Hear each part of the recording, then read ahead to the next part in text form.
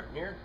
Today I'm going to show you how to change out a water pump on your 3.7 or 4.7 liter Dodge, Jeep, or Chrysler motor. They're pretty much all the same. This here is a 04 Jeep Grand Cherokee. The water pump started leaking. We'll get that changed out. Alright, well, let's get started. Okay, we're up here under the radiator, and this is on the left side of the vehicle here. I got the drain petcock. Now you see the vinyl hose I got here. I just put that on there. I'll show you how well that works. So you just open up the valve.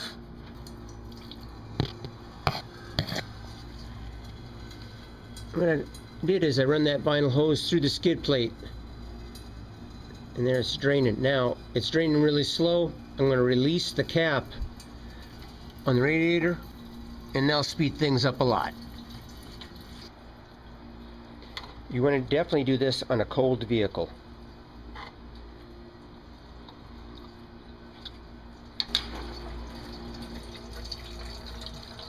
See, that sped it up quite a bit. Alright, we'll let that drain. And once we get the radiator drained, they make a tool for this. I just got a socket welded onto a bar. There's a 15 millimeter. We're going to remove the serpentine belt, place the wrench on there, pull it towards you, and then just lift the belt off of one of the pulleys.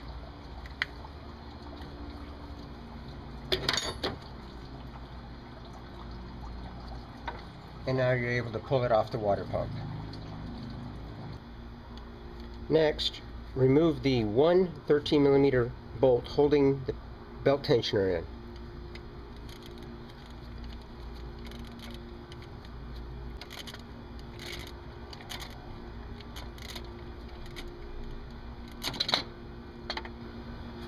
And this allows you to get to the one bolt right here that it blocks. It kind of blocks that one a little bit. Now we can remove the bolts to the water pump. And there's 8 of those.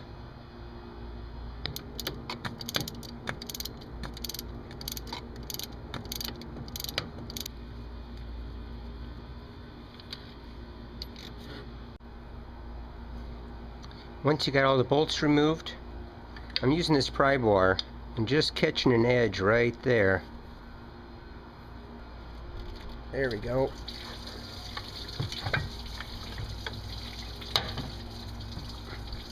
And you definitely will lose some more coolant. Now, to get that water pump out of here, you very well may have to take the power steering pump off. There's 3 bolts that hold it on, and then you'll be able to get it on out of here. Or maybe even the alternator to pull it up out of here. Now, on my vehicle, the battery has been relocated to the back, underneath the back seat. So this opens up this whole cavity right here, and I probably don't have to do that. Just like that. Okay, the water pump comes with a new gasket. Now you notice this little spot right there, a little nub right there. Well, that's telling you that goes in that spot right there. So it's impossible to put it on backwards because it won't line up the way it's supposed to. So you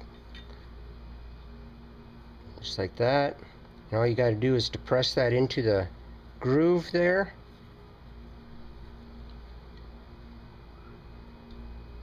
It's got another spot right there that it lines up with, just like that.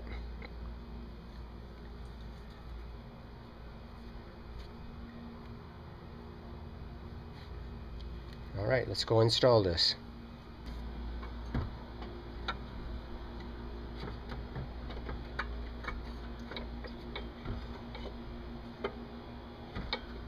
Here we go.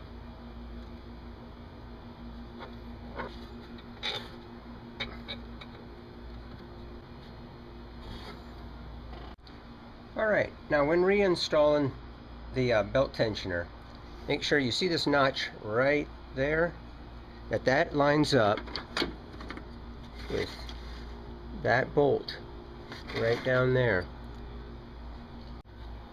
Now with the tensioner back in place, water pump, back in place and all torqued down, we're ready to put the serpentine belt back in. Now it's always best to put the belt in the way it came out. In other words, don't be flipping it at 180 degrees and putting it that way in. Hopefully, a good way to tell is if there's writing on it, like a part number. If you're able to read it, that's the way you want to put it in. If it's upside down, then you're probably putting the belt in upside down. Alright, now, if you can't remember how the belt goes back in, there's always this handy picture right there. Hopefully yours is still there. That helps out a lot. Alright, before refilling, we have a vent right here. Go ahead and remove that. It uses an Allen. I believe it's an 8mm Allen.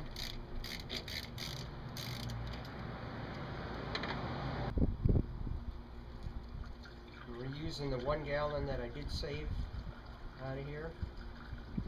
I just recently flushed this radiator.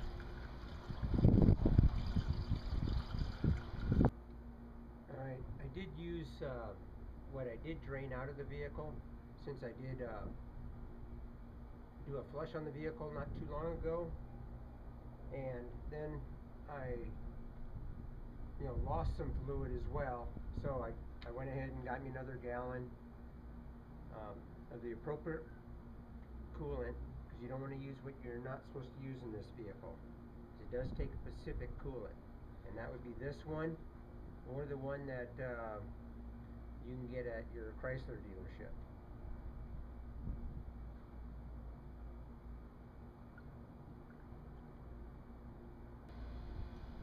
Now, with this plug removed, this is how you get rid of all the air out of the engine.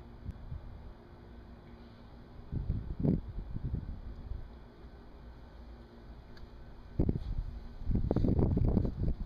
if you saw that the coolant started coming out. Alright, go ahead and replace your radiator cap. And go ahead and fill up your reservoir tank, if it's low.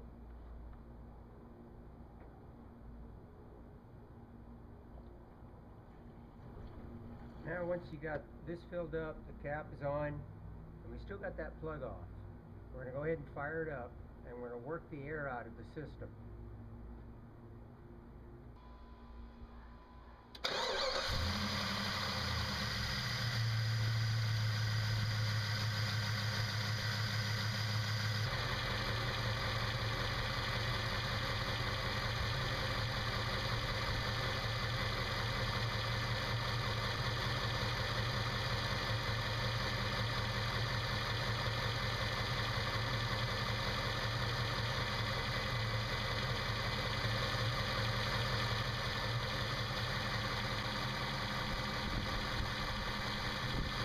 Now you notice the small bubbles that come up every once in a while. This could take a few minutes.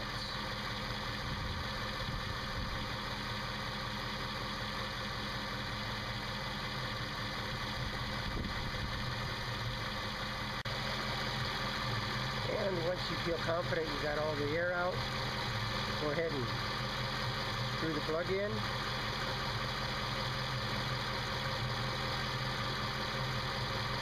And at this point I would shut it down and then go ahead and tighten it up.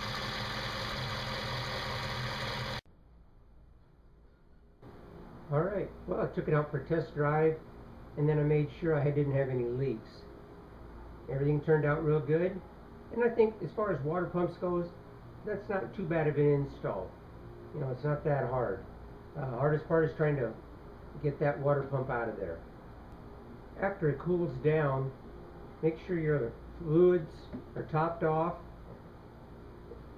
and you should be good to go. And if you haven't ever subscribed to me before, please hit that subscribe button down there and that bell symbol right next to it. Hit that, and that way you get notifications of any upcoming videos as I post them. Alright, and if you found it helpful and informative, I'd sure appreciate the thumbs up. It helps out the channel. Alright, well thanks for watching. Bye.